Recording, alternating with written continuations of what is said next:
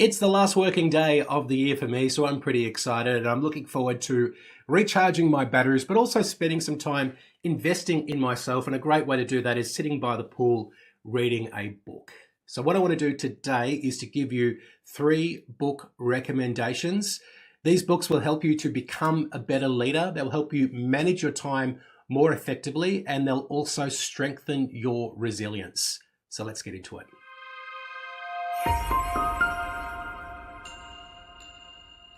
Hello, welcome to episode 202 of Commercial Real Estate Leadership. I'm your host, Darren Krakowiak. Really appreciate you joining us for another episode of the show, the final episode of the year. We're going to take 3 weeks off and we'll be back with a new episode for 2025. On the 15th of January is when that new episode will drop. Now, if you're looking for some more content from us over the break, maybe you want to download a few episodes of the podcast. When you jump on a plane, download them to your phone if you don't have access to Wi-Fi, and you can listen to the podcast in between episodes of your favorite show or any movies that you're watching while you're on the plane. More than 200 episodes available for you to download. The other thing that we're going to be serving up over the holiday break is more new editions of the CRE Agents Weekly, which is our LinkedIn newsletter.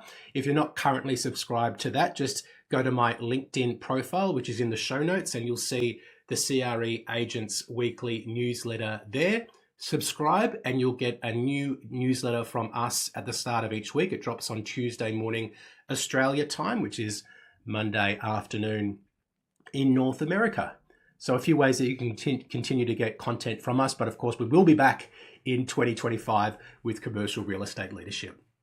Now, we've built up a bit of a tradition on the podcast over the last few years where just before Christmas, we'll release an episode which talks about some books that we recommend that you read. And just a little side note, next week's edition of the CRE Agents Weekly will contain 4 book recommendations for commercial real estate agents specifically.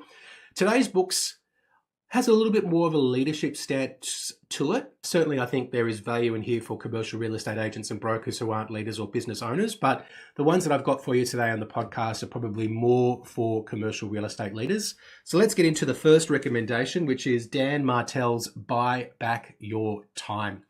And this is all about time management for, I would say it's got a real entrepreneurial sort of bent to it because that's sort of Dan's main audience, business owners, and he has a background in SaaS, software as a service.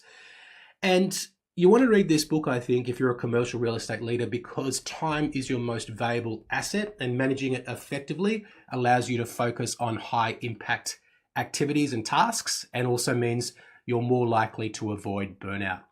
So some of the concepts in the book include, well, buying back your time, as the title suggests, and that's all about delegating tasks that don't align with your zone of genius. Remember, your zone of genius is what you are good at, what you enjoy, and also what it is that you can get paid top dollar to do.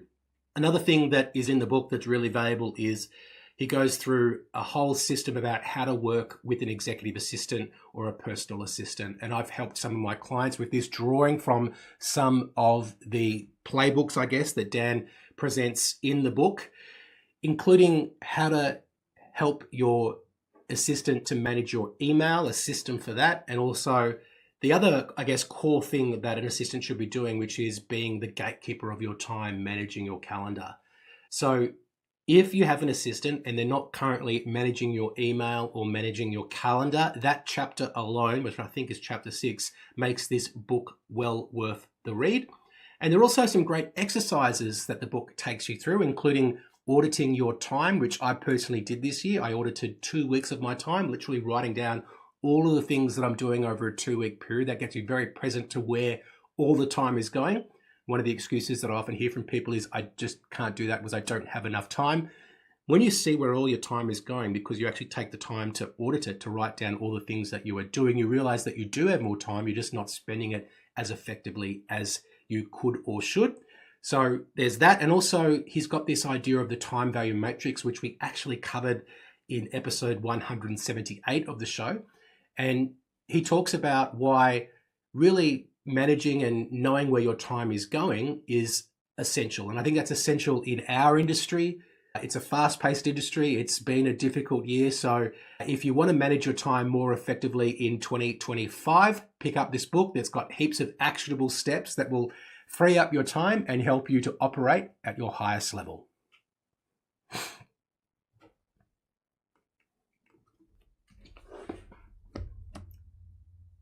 All right, let's get into the second book on the list, which is The Resilience Project by Hugh van Cuylenburg. And this is a book which touches on things like mental health and also well-being. And it's relevant because commercial real estate leadership is stressful, especially when markets are challenging, as I just mentioned, they have been in 2024. So mental health and resilience are keys to sustaining long-term success. They're things that sometimes people don't prioritize as much as they should. And in this book, Hugh gives you 3 pillars for resilience and also the recipe for success, which is gratitude, empathy, and mindfulness, which is GEM. Gratitude, empathy, and mindfulness. And if you want to know how these principles can be applied to your leadership in a commercial real estate context, that could be practicing gratitude with your team, having empathy with your clients, and also using mindfulness to become more present when you need to be. There are some fantastic personal stories from Hugh in this book. One about his sister when they were growing up. There's one about a young man named Beefy, is the nickname. Very Aussie. Young man obsessed with the Collingwood Football Club and cricket, but not two of my favourite things. But I really resonated with that story, and I actually found some videos on Facebook where there's a particular part of the book where Beefy gets to go and be the water boy for the Collingwood Football Club and gives them a motivational speech, which was sensational.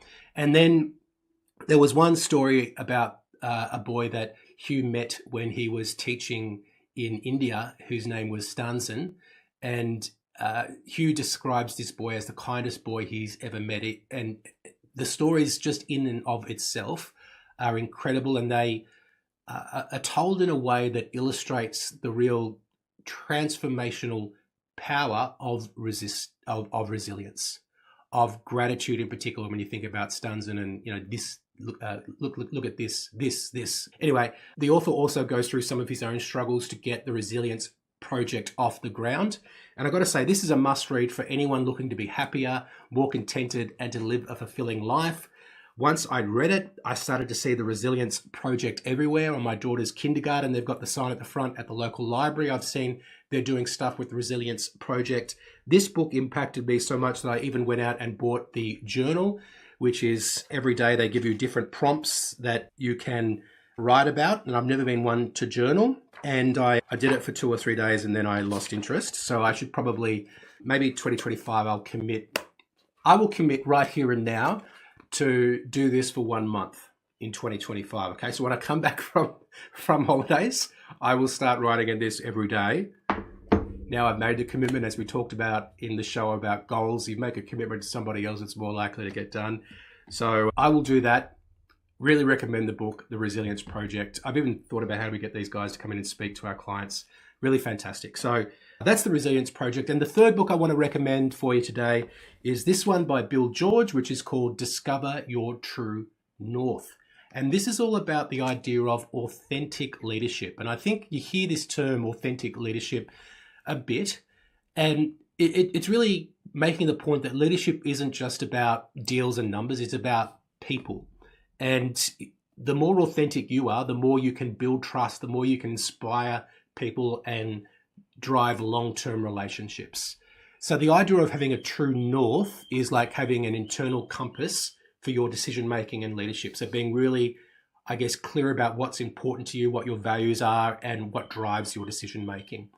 The book has tons of great stories from leaders who have embraced authenticity to achieve that great thing that they have achieved in their lives and in business. And one particular part of this book that I guess really spoke to me was understanding how your crucibles, which is sort of the things that perhaps aren't so great that have happened in your life, help you find your purpose that aligns your business and personal goals and helps you have a more fulfilling professional journey. So if you want to lead with authenticity, if you want to find deeper purpose in the work that you do, this can be a great guide to help you do that.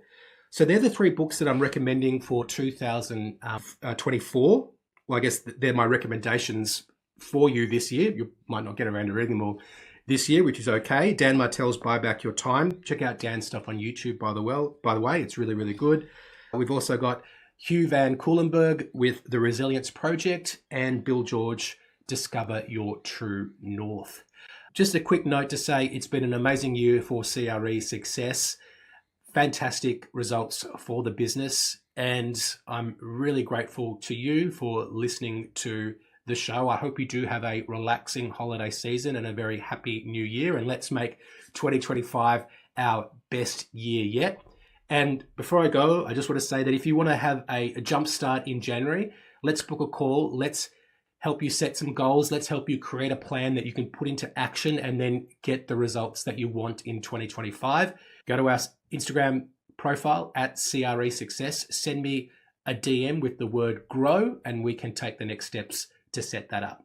For now, thank you so much for listening. I will speak to you soon.